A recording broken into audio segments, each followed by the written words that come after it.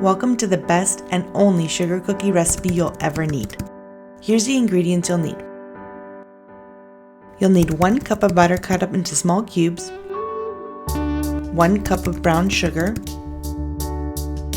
half a cup of white sugar, 2 eggs, 1 tablespoon of vanilla extract, 1 tablespoon of butter emulsion, 1 teaspoon of salt, 1 teaspoon of baking powder, 1 tablespoon of cornstarch, 4.5 cups of flour. And let's get started. First, let's dump our butter and both our sugars into the bowl. We want to mix this together, kind of cream it, and I say kind of because we don't want to whip it too much. We want our butter to be nicely mixed in with the sugar so it kind of looks smooth, but we don't want to whip it. We don't want to get it aerated and light. We want to keep it still thick, but make sure that everything looks nice and even.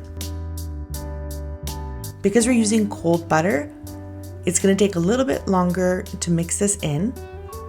If your mixer is maybe not strong enough to use cold butter, you can chop it up in smaller cubes. And smaller cubes tend to soften a little bit faster and mix in easier. So if your mixer is having a hard time, you can do that and let it sit out on the counter while you get your ingredients ready, and it should be ready to go.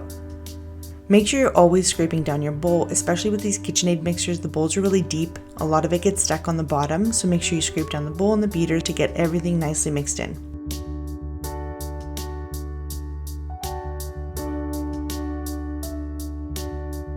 So once your butter looks like you can't see it anymore, it all looks like the same color, we're gonna go ahead and just crank the mixer up a couple of notches here. We're not gonna do this for too long, so I've got my mixer here on like medium, a little bit above medium here, just for, 15-20 seconds, just to whip it a tiny bit to get it really mixed in good, and then we can move on. We don't wanna go past this stage because that will make our cookies spread if we beat the butter too much. Now we're going to add our eggs one at a time here. I'm just going to mix it in slowly. I don't want to whip this too much right now. And you're going to notice that it's not going to mix in too nicely. It's almost going to look separated, especially when we add the second egg, and that's totally fine. It will all come together once we add the rest of the ingredients. Once the first one has mixed in nicely, you can go ahead and add the second one as well.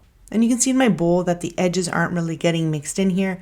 So you want to make sure again that you always scrape down your bowl and get everything nicely incorporated. So we're going to mix this on medium speed, again for another 15-20 seconds, just to incorporate it better. You can still see it's a tiny bit separated, it's not fully incorporated, but it's nicely mixed in. At this stage, we can go ahead and add the rest of our ingredients. So we're going to add our vanilla extract, and then we're going to add our butter bakery emulsion. Now this is an emulsion, which means it's stronger than a normal extract. It doesn't quite bake out the flavor. And it is so delicious. If you can get your hands on it, I would suggest adding this to not only your cookies, but your icing. It is a game changer, and it just takes the flavor of the cookies to the next level. If you don't have it, you can leave it out. I know in some countries it's difficult to get your hands on it, or it's very expensive. Or if you have like a butter extract, that would work as well.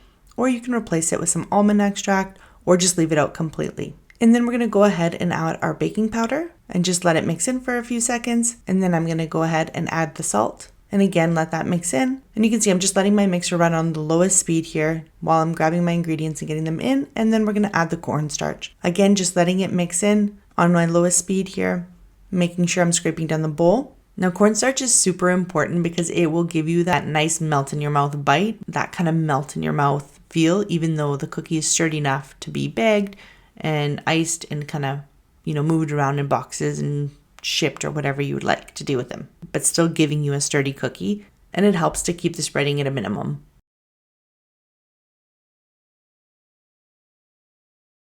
So I'm going to add about 1/3 of my flour here. You don't want to add too much at one time because it will puff up and kind of make a mess in your kitchen. It'll do that anyways, but we want to minimize the mess as much as possible. And we're going to go really slow on this. And you can definitely double this recipe. I've doubled it many times. I usually always double the recipe, but just make sure that you've got a big mixer, because when you do double it, it's a lot of flour And mine usually kind of gets right to the top, and I almost have to use my hands to kind of keep the dough inside for that last, cup of flour or so. And what I usually do when I'm adding the flour, I do double it, is I'll kind of mix in the flour before I start the mixer, and that keeps most of it in the bowl than, puffing out because there's so much dough already. This is just one single recipe, not doubled. So you can see it mixes nicely in here and there's lots of space still. And the flour does take a little bit to incorporate. I'm keeping it on low speed. I don't want to go crazy with the dough. We definitely do not want to over mix it. So I'm just doing it in stages here, a third at a time. And then once it's mixed in and I don't see too much extra flour around, then I add the next batch. And you're going to know when your dough is ready is when it starts to come sort of away from the edges and it's starting to wrap up around the beaters. Because we were filming, my butter did get quite soft and it took a lot longer than I usually do to mix. So my dough was really soft. So this stage is not quite where I'd want to be, and I would probably add a bit more flour normally. So we did that at the end before we started rolling because it wasn't quite coming cleanly off the edges. So if your dough is too soft, that's going to make it spread, and that's what we don't want.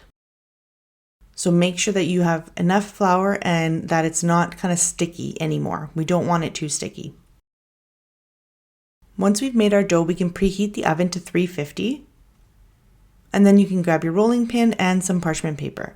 This is the rolling pin that I got not too long ago. It's something that I've wanted to get for a long time. And I usually roll by hand and just kind of guesstimate, how big and thick my dough was. But this rolling pin is so great. It comes with these guides and you can unscrew the handles of the rolling pin and you have different sizes. And so I picked this 3/8 size. And I know also a lot of the people that do the 3D printing cutters, they do guides as well that you can put on here. So if you need a specific size, if it's too thick or too thin for you, but it makes rolling dough super, super easy. And this specific one, I love the color. It's really pretty. Not only that, it's really long. And so I like to get a really long rolling pin because I can roll more dough at a time. Once you have your dough, grab, a big ball of it and put it in between two long pieces of parchment paper. And I say long because if your parchment paper is moving around a lot, you can kind of secure it between yourself and the counter or the table if it's nice and long, and then, use that and make sure that when you roll it, it's not moving around on the table. And I like to flatten the dough with my hand. You can see I'm putting some pressure on here with both hands. So the dough is nice and thick. You can see it takes a little bit of pressure. So this is what we want. We don't want it, when you squish it between your fingers, it's kind of soft. You feel it because of the cornstarch, but it still takes a little bit of pressure to smooth it out and get it flat. So now I'm just using my rolling pin here. You can see I've got the dough between my two sheets of parchment, and this is great because it doesn't stick to the rolling pin. You don't have to worry about using flour or cornstarch, anything like that. And the guide is great because it just makes your dough nice and even, and you can see it's nice and long, so I can do a lot of dough at a time, which is great. And now we can go ahead and start cutting our cookies. So I've got a mix of cutters, some 3D cutters, some metal cutters. So make sure you've got a clean empty bowl with you as well, a big bowl. And I'll let you know in a little bit why, and get your cutters ready. So here I've got a mix of 3D printed cutters. You can see those colored ones and some metal ones. Both all work really great. I use, a mix of cutters from all over the place. And here I'm just pushing it straight into the dough, and then I like to wiggle my cutters a little bit just to break them free. And you can see that my cutters are not sticking to the dough. So unless you have a really narrow section, the dough shouldn't really be sticking to your cutters. It should come out nicely and clean. If your dough is sticking, that may be a sign that your butter may have been too soft, or you whipped it too much, or you may need to add a touch more flour to harden up the dough a bit. Again, sometimes if you don't wiggle it, it may stick, but it shouldn't be really sticky where you can't get it out, unless, again, if you have a narrow part in the cutter, sometimes it sticks. But with a little jiggle side to side, making a little bit of space in between the cut, it should come out nice and clean. And you do have to be careful with some of these 3D cutters. Most of them are really, really good quality. But again, the edges sometimes are quite thin that cut into the dough, the bottom edges. And so when you're wiggling it, just don't go crazy. Just be careful with them. They are a little bit more gentle than the metal cutters. So what you're gonna do now is once you've cut all your cookies, we're gonna take the dough around the first few cookies and put it in that bowl. And we're gonna put it aside for now because we're not gonna re-roll that right away. We're gonna wait until we've rolled all our fresh dough. And the reason I don't take all the dough from in between the cookies is because I feel like when I pick up the dough, when I pick up the cutouts, then it keeps its shape a little bit better versus kind of taking all the dough. So I kind of clean what I have to and then just pick up my cookies. You can see here, the cookies are nice and thick here. They're coming up easily. They're not bending out of shape. If they're too soft when you pick them up, they tend to lose their shape a bit. And what I like to do is kind of lift the parchment paper with my hand underneath and pop up the cookie and then grab it with my other hand. So I'm not kind of picking up the dough from the edge because I don't want to indent the dough with my fingers. So I just kind of pick it up underneath the parchment paper and push it off, and then I grab it with my other hand. Some people like to use a spatula, you can do that as well, but I prefer using my hands just because it's much easier. I find that I don't spread the dough too much or like kind of push it out in certain places. And again, all the dough scraps are going in that bowl to the side. And once we've rolled all our new dough, then we will come back and we'll re-roll those scraps. So I've got all my cookies ready to go. I've got this dark baking pan, a really big pan. And I suggest if you're doing lots of sugar cookies, get those big baking sheets, those cookie sheets, because the more cookies you can fit, the less bake time and the less kind of in and out. You can only do so many at a time on a small sheet. And so this really works.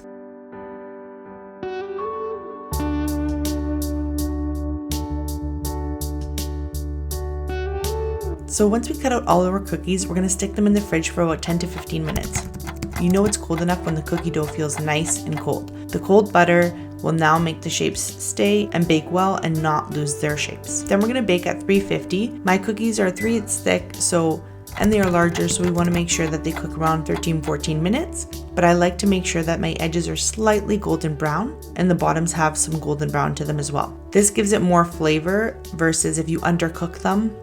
You can see how well the shapes have held. And a lot of people are worried about baking powder, that it's gonna spread, but that just gives a little bit of puffiness. I don't want my cookies super dense either. I want them nice soft bite, and I wanna make sure that, people enjoy them and they are flavorful. So, don't be scared to use a little bit of baking powder. A lot of people cut it out of recipes. I like to have a little bit of rise in my cookies. And I like those golden brown kind of bottoms and edges. You can see that there's a little bit of golden brown there. As soon as I see it browning a little bit, then I know the cookie is good to go. You can leave it on the pan to cool, and then once it's cooled for a couple minutes, you can transfer them onto the baking rack. And I don't spray anything on my cookie sheets. I don't use any parchment paper. I just go straight on the cookie sheet, and they work out really good on those dark pans. I hope you get a chance to make these cookies and let me know in the comments what you think. I've had so many rave reviews about all the people that have tried my cookies, and they pair so nicely with my royal icing. For more information about this recipe, make sure you check out the description of the video, and for my royal icing recipe, I'll have it linked as well. Hope you enjoyed that and you get a chance to make these. Thanks so much for watching, and as always, happy baking!